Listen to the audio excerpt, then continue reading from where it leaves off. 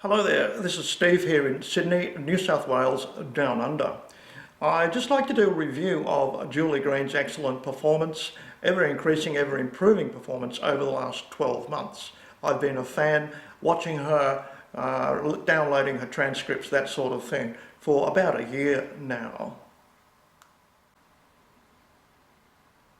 Realise it's sort of unprecedented as far as I know that God broadcasts directly on the internet with 50,000 views every day with future news and advice for people living through these tumultuous times. It's never happened before, and for all the people who say, why did it take so long? The answer is, I think we had to wait till the internet was invented and became established. So patience is necessary for us to develop to certain levels of civilization before we can go ahead with the next plan, the next level of the plan. A problem so far is that she only gets about 50,000 views, which is remarkable for someone who started as a backyarder. I would like to see her views being in the millions. I'm hoping to see that. Which brings me to the area of I think there's room for improvement to increase her reach. And I'm going to put this to you right now.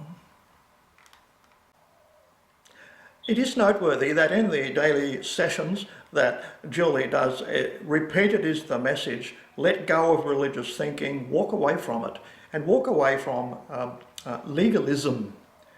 Legalism is a bad idea. Just stop doing it.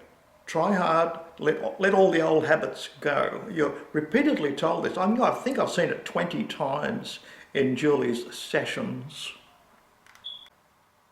So here is a natural process that can sneak up on any one of us or a group of us, and it goes like this. If you have been previously into legalism and you have been into religious thinking, and some of you have been, what can I say, advanced scholars, repositories of knowledge. What tends to happen is that you get asked questions, and it's often the same question over and over again. So you develop a pat answer, which becomes a kind of edict, which is picked up by other people, and it goes around the world as this is an edict. But what you've actually done by combining your old style religious thinking with legalism, you've actually become an unintentional theocracy. And I'm going to show you an example of this where Julie departs into theocratic thinking almost accidentally, because it seems to be an old habit from long ago. She does it with another person who's very influential in the Christian community. And here I'll show you the clip. For my back, I think it was, or something that was afflicting me at the time. And he's like, you're moving into the prophet's office. And again, I already practiced how to journal. I already knew how to hear from the Lord. And again, it's not an audible voice. I've never heard an audible voice. Do not pray for an audible voice. I'm telling people don't pray for an audible voice. You're praying for the wrong thing. You will get a demonic thing. You will not want that. Amen. But it's a still small voice. That's why it's so important to journal and to know his voice, is because I'm trained that way. So there you've got the clip where a kind of theocratic ruling is dished out, and this is it, and you can't argue with it because we're telling you. And I've heard numerous community leaders make this statement that if you make some sort of grammatical error in a prayer, you can end up being, possessed by demons. All it takes is a grammatical error in your prayers.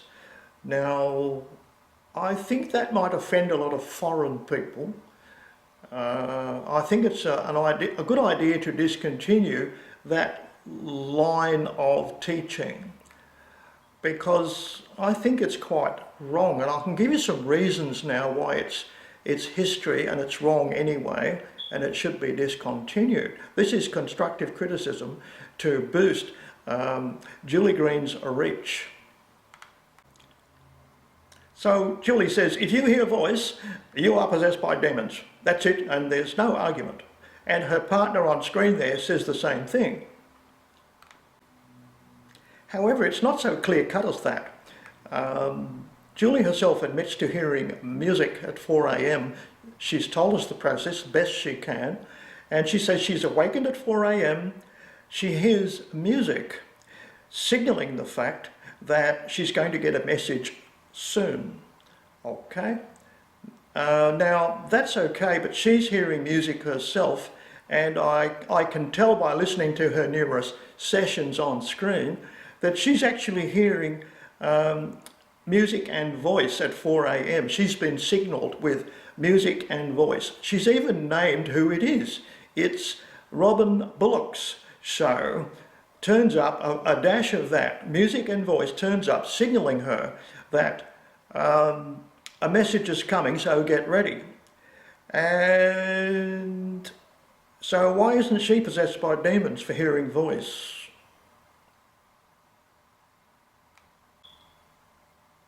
Obviously, I don't think she's possessed by demons for a second. I just think the explanation is insufficient. It's not explained with sufficient vocabulary what's actually going on in her head at 4 a.m. And I think with the addition of a couple of words, we can explain it all very simply, and she could literally improve her reach, improve her message. The fidelity of her message could be raised, which can only have a positive outcome. So by her own account, her own description, she is awakened at 4 a.m. She is often signalled with music to the effect that a message is incoming. She then goes, she has difficulty, and this is difficult to explain. She receives what amounts to, like it's a contention of minds. One mind trying to convey a lot of rapid fire thoughts and images and ideas to another intelligence. And you basically get it thrown at you, and you have to catch it all and put it all in the right order, and then somehow turn it into a typed document very quickly. And she's done that remarkably well despite the difficulty. So praise to her for doing that. Can I suggest the addition of a single word to explain that process to cut a lot of chatter short? You just call it telepathy. Are we allowed to use this word telepathy to enhance our rapid understanding of what's going on in the head of an awakened Christian? Is it okay? It's not in the Bible, not in the Bible, but that word would seem very appropriate today in these modern times of God on the internet. There's also the repeated sort of notion that it's a still, small voice and therefore has no acoustic signature, which is impossible, because if it were absolutely silent, you wouldn't hear it at all over the background silence, or would you?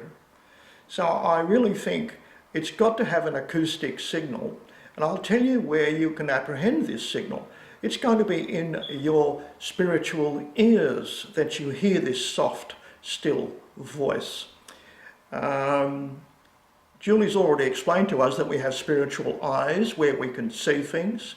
That's confirmed in near-death experiences and OBEs as well. People talk about getting 360-degree vision.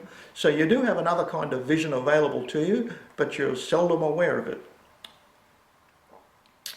So that's okay. So while Julie is adamant about the still small voice that she's apprehending apparently in her spiritual ears, which I'm very happy to accept as an explanation, she's still doing what she shouldn't be doing by her own definition, and this is why it should all be dropped. She's hearing messaging, signalling, and music at 4 a.m. before it all starts, saying, here's a bit of Robin Bullock. We're going to do a bit of Robin Bullock stuff. Are you ready for this? Right, here comes the message. That's what she's been communicated with. A useful observation is that under Julie's videos that I've been watching for some 12 months, there are Christians casually saying, oh, I keep hearing a line from a song internally, only I can hear it. It's the one line from a song repeated over and over, and suddenly it happens on the 6 o'clock news on Thursday night, and suddenly I realise I've been given advanced news just like Julie receives. So it's likely that quite a few Christians are already being given the gift of future news with little keyword hints in song lines that they are hearing. It would be downright foolish to say that all of these, really, what can I say, solid gold Christians are all deranged and possessed by demons just because they hear a dash of music in their head, which is them getting the same sort of signal that Julie's getting at 4 a.m. It seems to be spreading without anyone's permission. God's doing it his way. Remember, he said stop thinking religiously, stop thinking legally, legalistically, stop doing that. In an effort to simply have Julie and her other people in the community stop using this thing about if you hear a dash of voice, you're possessed by demons. There's an authority. Now, I'm no Catholic, but I would consider the Roman Catholic Church to be an authority on exorcisms. And I'm going to tell you what their policy is, what they think about it actually is. I did some reading up on this, and it's good to know. Catholic Church is rightly sceptical about demonic possession, and anyone applying for an exorcism to the Catholic Church has to go through a rigorous medical examination first, and that sieves out 98 or 99% of people, because it's discovered, to our utter surprise, that these people are often suffering trauma from serious sexual abuse. 80% of people who think they're possessed by demons are suffering from serious sexual abuse, trying to recover from it, trying to get over it. Now, there's other things too. Psychological testing shows that they can have dissociative personality disorder. And there's something else that people have. Pharmaceutical medications, especially if you suddenly come off them, can make you commit violent acts such as mass shootings. Big Pharma admits to this. Big Pharma admits to this. Benzodiazepines and medication can cause mass shootings. So rather than saying that that mass shooter must be possessed by Satan or some demon, he's more likely on pharmaceutical drugs. Now, you can research this yourself. There's tons of evidence, people joining the dots about this over and over again. So they find 98% of people applying for these exorcisms have pre-existing medical conditions. And the exorcists say there are very few genuine cases of exorcism. So it's not a legitimate fear that Julie is projecting. She's mistaken, doing it from a long time ago, I suspect. Old habits die hard. It's simply statistically wrong and medically wrong to state that if you hear a dash of music, you're possessed by demons. You are not. It's not really true at all. You most likely have a pre-existing medical condition. So my advice is to boost her message and go even further and get more views, go international, is to stop issuing theocratic edicts. Stop doing it. Because it's a combination of legalistic and religious thinking, and if uninformed, if it's done thoughtlessly, can probably do more harm than good by frightening people. I actually got some opinions from the Catholic Church off the internet, and I'll link them under this video. They're kind of fascinating, but really, if you think you're possessed by demons, you're making one mistake of being, you're doing self-diagnosis. More objective study from health system professionals can reveal pre-existing illnesses, which are the cause of the unrest, the malady, the disturbance, whatever you wish to call it. Most exorcists say it's actually quite rare that people get through this vetting process. They normally are diagnosed as having health problems. So it's best not to mix a lot of health problems with, you made a mistake in your prayer, you asked for a voice, you made a grammatical mistake, and now you're possessed by demons. It's the wrong conclusion, and I think old theocratic habits die hard, and they should die now. And with everything in such a state of flux recently, with God changing all the rules and literally campaigning against religious thinking, maybe we should stop handing out these judgments so readily, these rulings, these edicts, without a bit more thought.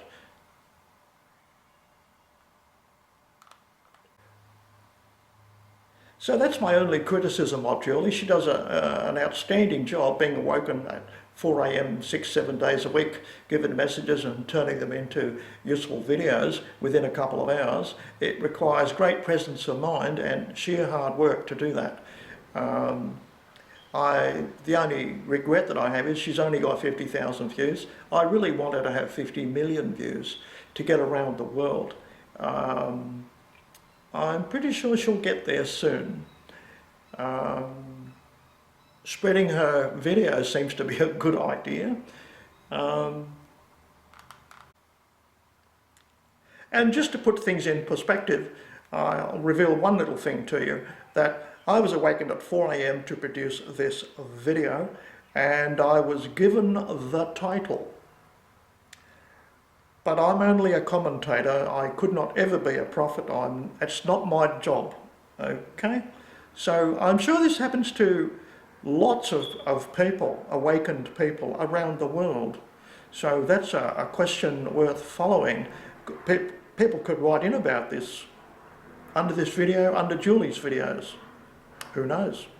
Have a good time. So Steve here in Sydney, New South Wales, down under. Ta-ta for now. Happy New Year.